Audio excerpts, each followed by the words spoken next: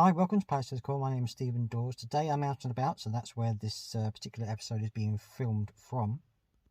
Today's video is all about the game between Crystal Palace and Tottenham Hotspur. So, if you haven't seen the game yet, don't forget to go and check it out and then come back to listen to my reaction and let you know what happened in the game. Okay, so understandably, the team lineup for the game against Tottenham Hotspur was unchanged from the one against Bournemouth, and we had obviously Tarek Mitchell still out on suspension, so Joel Ward came in to play for him. So we had Ward, Anderson, Gahey and Klein at the back, Gaeta in goal of course. You then had Schlupp and Doucouré in front of those, and then in front of those you had Eze, Wilfried Zaha, or sorry, I should say Wilfried Zaha, Eze and Elise, and then right in front of them you had Jordan Ayew as well. And that was the formation they had. Obviously, the front three and Ayew were kind of interchangeable, moving around a little bit, trying to find the pockets of space as they did against Bournemouth, of course. Okay, so the first half started off really well. I think that we were getting into the game. We were trying to create things, moving the ball around really well. I felt that Tottenham didn't really come out of their shell the first one, and the first half especially, and it kind of. We had a few chances early on, certainly had a very good chance early on where Zaha crossed the ball into Ayew, who took a shot, and it took Lloris a good save to stop it being 1-0. I thought that was a good opportunity that really we probably should have scored. Elise was just a little bit further along, and certainly Zaha thought that Jordan Ayew should have passed it to Elise, but that's one of those things at the moment. And really, as the first half progressed, we got more and more into the game and dominated it more and more. I mean, at one point we had 70% possession, and certainly for the second half of the first half, I should say, we were in their half. We were camped out in the Tottenham half. They weren't able to get the ball out very easily. The only time they really got the ball was when we gave it away, and we were playing really well. We were trying to create chances. The problem was, as has been the problem this season, the final third let us down a little bit. We weren't able to put the ball in the back of the net, which is a bit of a shame. And so the first half ended with us being in complete control almost of the game. And at that point I thought to myself, Tottenham Hotspur are not going to come out of the second half playing as badly as they did in the first half. Conte's going to have a word with them. They're going to come out with more confidence, because they just looked like they didn't have any confidence in the first half. I said that, I thought to myself, they're going to come out with more confidence in the second half, and really, are we going to rue the chances that we missed in the first half? Okay, so the second half began, and it actually began really well for us. We created a couple of more chances, and it looked like it was going to be a continuation of the first half. However, kind of against the run of play almost. I mean, Tottenham was starting to come back into it a little bit, but kind of against the run of play, Tottenham got a goal. Now, it was 48 minutes by who else but Harry Kane, and it was quite a good little goal that he scored, and it was quite a little flick into the box and into the goal. And at that point I thought that the Palace team looked a little bit shocked. We'd had so much possession, so much control over the game, and they got this goal kind of against the run of play a little bit, and I think that put us into a little bit of shock, because from that point onwards we kind of were chasing our tails a bit, and it looked like Tottenham had a little bit of confidence, a little bit of a spring in their step, and certainly the goal boosted their morale a little bit, and they got a second goal really quickly after that. So on 53 minutes you had Harry Kane scoring his second goal of the game, and at that point I was starting to worry a little bit, because I thought, well, one goal you can kind of think, if we can then get back into the game again, we can perhaps level it up, maybe even get a winner.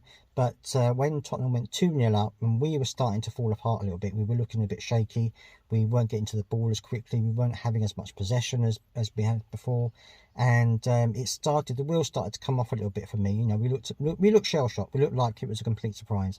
And so at that point Tottenham started getting more into the game, started getting more confident, and they were passing the ball around really well. There's some great passing coming in the second half from Tottenham, and they were really kind of opening us up really quite quickly. Obviously we had to push harder to try and get a goal back, and that opened up more space for them. And then on 68 minutes Doherty got the third goal, and by that point I thought, well, this is the end of the game, because you think there's no way. We weren't creating hardly anything by that point, and so I thought that we were going to be in a bit of trouble at this point. And then just a few minutes later, Son on 72 minutes got the fourth goal, and it was sad, because I thought, the first half we were so good. First half we were dominating the game.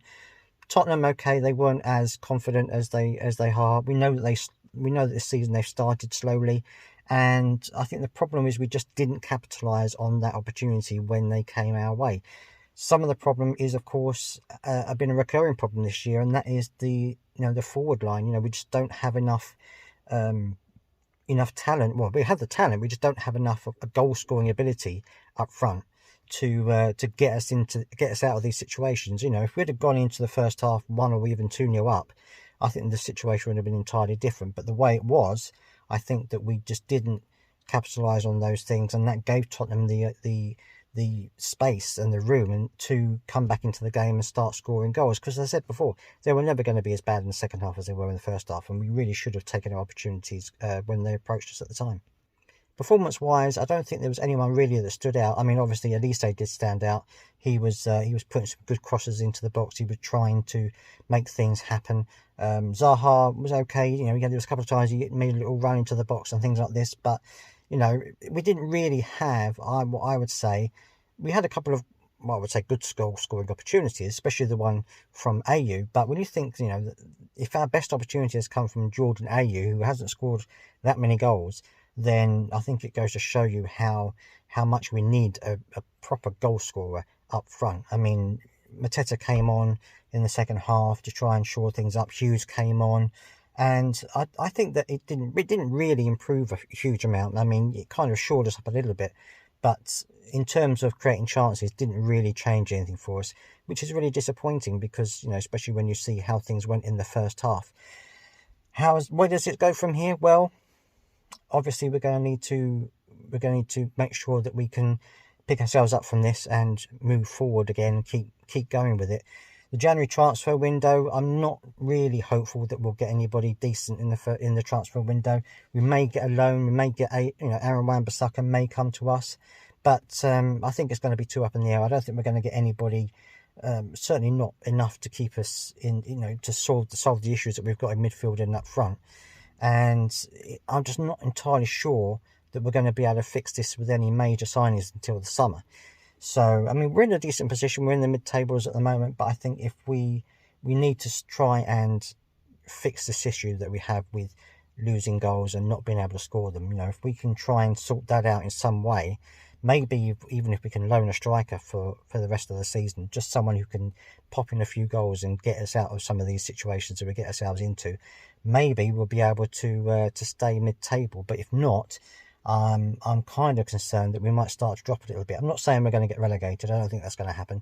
But I think we might start to drop even more points as the time goes on, which is a shame, because I think we have so much potential within the team that I think we are certainly able to secure a mid-table place if we really worked hard at it.